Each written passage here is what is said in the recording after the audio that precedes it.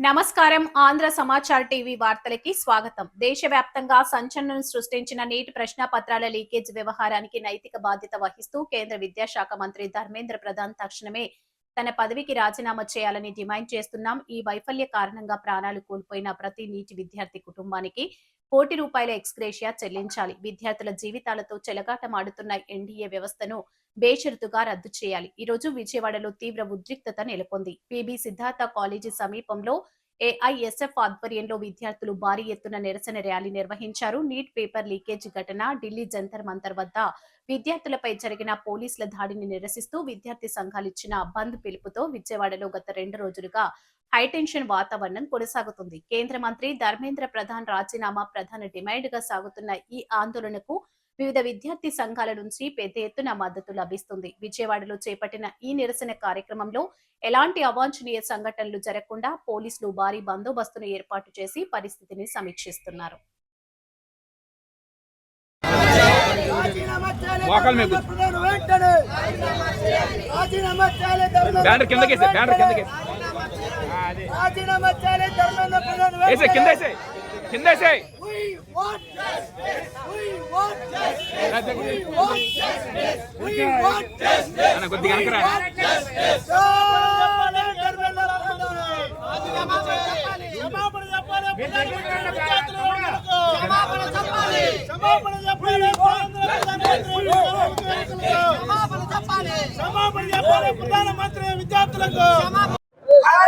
ఎం Sai Kumar AISF రాష్ట్ర ఉపాధ్యక్షులు.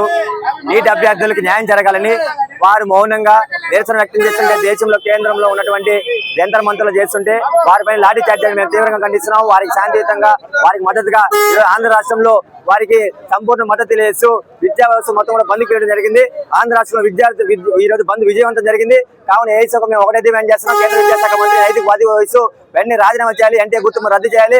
అదేవిధంగా నీట్ అభ్యర్థులు 20 మంది మరణించారు. ఒక్కొక్క విద్యార్థికి ఒక ₹1 కోటి ఎక్స్‌గ్రేషియా ఇవ్వాలని చెప్పి సందర్భంగా ఏఐఎస్ఎఫ్ డిమాండ్ చేస్తూ ఈ పోరాటం విద్యార్థులకు న్యాయం జరగకుండా కొనసాగిస్తామని చెప్పి సందర్భంగా తెలియజేస్తాం.